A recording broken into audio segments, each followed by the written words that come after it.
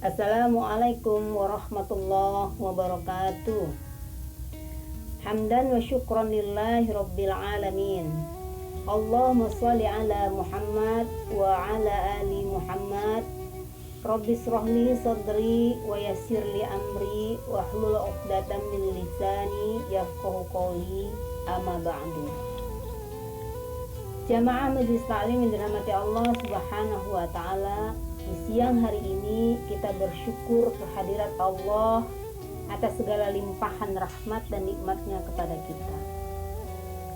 Salawat dan salam kita kirimkan kepada junjungan kita Sayyidina wa Maulana Muhammad sallallahu alaihi wasallam. Jamaah Majelis Taklim yang bahagia, pada siang ini kita bertemu kembali dalam kajian rutin mingguan kita dengan metode jarak jauh yang insya Allah dirahmati Allah Subhanahu wa ta'ala. Adapun tema kajian kita hari ini, siang ini saya akan berbagi ilmu tentang manfaat yang diperoleh jika seorang itu sholatnya benar.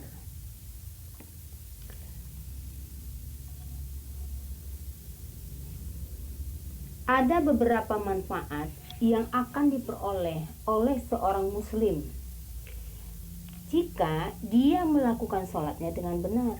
Di antaranya sebagai berikut. 1. Dimudahkan Allah segala urusannya. Ini janji Allah, dia jelaskan dalam Al-Quran surat At-Talaq ayat 2 dan 3. Bismillahirrahmanirrahim. Wa may yattaqillah yaj'al lahu makhraja wa yarzuquhu min haitsu la yahtasib. Artinya, barang siapa yang bertakwa kepada Allah, dia akan mengadakan baginya jalan keluar, dan dia memberi rezeki dari arah yang tidak disangka-sangka. Artinya, Allah sudah berjanji barang siapa yang bertakwa kepada Allah, maka Allah akan memberikan solusi, segala urusan kita dimudahkan. Dan semua apa yang ada di dunia rezeki kita datangnya dari arah yang kita tidak sangka-sangka. Apa kaitannya takwa dengan sholat? Ingat, sebelumnya kita sudah membaca dan menjelaskan Al-Quran surat Al-Baqarah ayat 1 dan 2 yang berbunyi Bismillahirrahmanirrahim. Dzalikal kitabu la raiba fihi hudal lil muttaqin alladzina yu'minun bil ghaib wa yuqimunas shalah. Nah, disinilah dijelaskan oleh Allah. Inilah kitab yang tidak dikeragui padanya, kitab Al-Quran tidak kita keragui bahwa dalamnya adalah petunjuk bagi orang yang bertakwa. Orang-orang yang beriman, maksudnya orang yang bertakwa itu adalah orang yang beriman dengan alam gaib, dengan makhluk-makhluk apapun yang dinyatakan gaib diciptakan Allah. Kemudian mendirikan sholat. Nah, ketika mendirikan sholat berarti kita sudah termasuk kepada takwa. Nah, kalau kita mendirikan sholatnya dengan benar, insya Allah itu janji Allah dalam surat At-Talaq akan dimudahkan segala urusannya.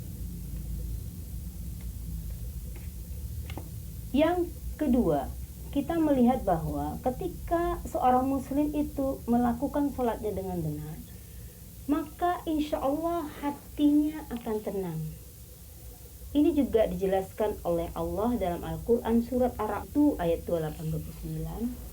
A'udzubillahi minasyaitonirrajim. Allazina amanu wa tatma'innu qulubuhum bizikrillah. Ala bizikrillah tatma'innu al-qulub. Artinya, orang-orang yang beriman dengan hati, mereka menjadi tentram dengan mengingat Allah. Wa tatma'inna bil qulubuhum. Jadi artinya Allah akan memberikan ketenangan. Ingatlah, hanya dengan mengingat Allah kita menjadi tentram. Ingat, zikir yang dimaksud di sini adalah sholat. Itulah kalau orang melakukan sholatnya dengan benar, insya Allah hatinya akan tenang. Dijelaskan Allah secara konkret di dalam surat Toha ayat 14. Bismillahirrahmanirrahim. Innallaha la ilaha illa anna fa'buduni wa aqimus shalah lizikri. Nah, kita tadi mau tahu apa kaitan zikir dengan sholat. Ini dijelaskan dalam surat Toha bahwa sesungguhnya aku adalah Allah, tidak ada Tuhan selain aku, maka sembahlah aku, dirikanlah sholat untuk mengingatku. Berarti kalau kita sholat berarti kita sudah zikir. Sebaliknya kita berzikir itu dengan sholat. Nah, insya Allah kalau kita sholatnya benar, maka kita akan diberikan ketenangan oleh Allah, ketenangan dan hati yang tentram. Selanjutnya kita melihat bahwa manfaat lagi bagi orang yang sholatnya benar, doanya akan cepat dikabulkan. Ingat materi kita sebelumnya bahwa salah satu doa dikabulkan itu tempatnya adalah ketika kita sholat.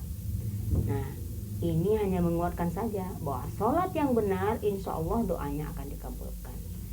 Mana bukti bahwa itu akan dikabulkan? Allah sudah janji, bukan janjinya Bu Rosa, tapi janji Allah.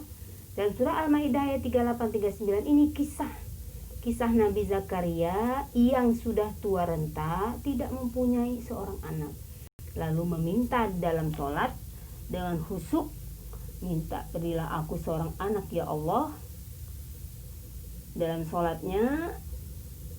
Lalu dalam sholat itu juga ayat yang keduanya dijelaskan oleh malaikat Jibril.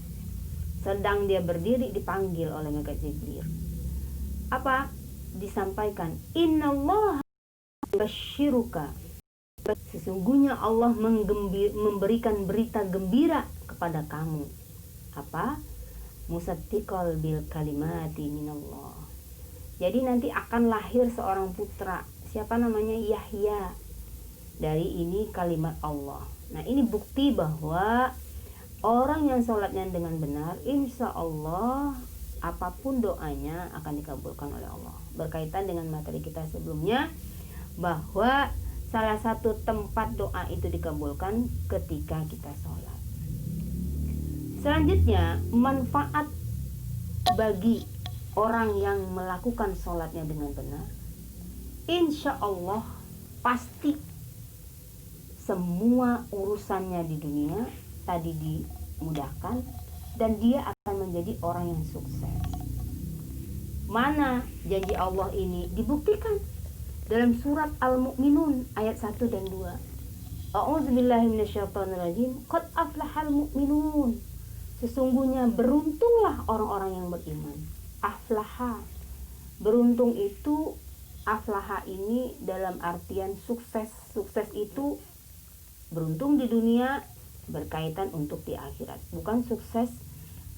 Ada kita lihat orang sukses tapi dia tidak mencerminkan orang yang agamais. Tapi aflaha di sini adalah sukses dunia akhirat. Dibuktikan yang mana yang orang sukses itu, allazina hum fi salatihim khashi'un. Bahwa orang sukses itu adalah orang-orang yang khusyuk dalam sembahyangnya, khusyuk dalam sholatnya. Jadi ingat, ini janji Allah.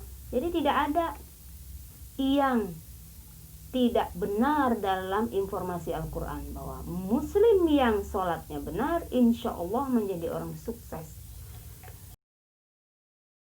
Apa? Kita udah sholat tapi tidak sukses, pasti dalam sholatnya ada yang tidak benar. Nanti boleh dipertanyakan atau kita diskusikan.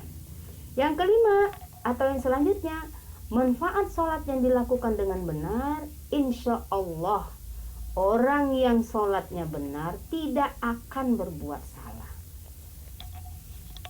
Apa buktinya? Itu dijelaskan dalam Al-Quran surat An-Nisa ayat 103. Apabila kamu telah menyelesaikan sholatmu, fa iza qudiyatis sholah fazkurullah. ingatlah aku. Kapan? Qiyaman, saat berdiri, wa qu'udan, saat duduk, wa ala junubikum, dan saat berbaring. Kita kalau sholat dengan benar, mau berdiri, mau duduk, mau berbaring, mau arisan, mau pengajian, kita tidak pernah melakukan hal-hal yang dilarang oleh Allah. Lalu mana lagi bukti bahwa kalau orang sholatnya benar, dia tidak akan melakukan kesalahan. Kita lihat dalam surat Al-Ankabut ayat 45. A'udzubillahi minasyaitonirrajim. Wa aqimus shalah innas sholata tanha 'anil fahsya'i wal munkar. Artinya, kata Allah, dirikanlah sholat, sesungguhnya sholat itu mencegah perbuatan keji dan mungkar. Nah, ini yang konkret betul, jelas betul. Allah menjelaskan kalau kita sholatnya dengan benar, benar-benar khusyuk, tidak akan kita melakukan perbuatan keji dan mungkar. Kita tidak akan bergunjing, tidak ada hasad, tidak ada dengki, tidak ada korupsi, tidak ada berbohong, dan segala macam. Ini kalau sholatnya benar. Ibu-ibu jamaah taklim yang saya hormati, dirahmati Allah Subhanahu wa taala. Inilah kajian kita siang ini, bahwa kita dapat simpulkan manfaat dari sholat apabila kita lakukan secara benar. Yang pertama, segala urusan kita dimudahkan oleh Allah. Yang kedua, sholat dengan benar membuat hati kita tenang.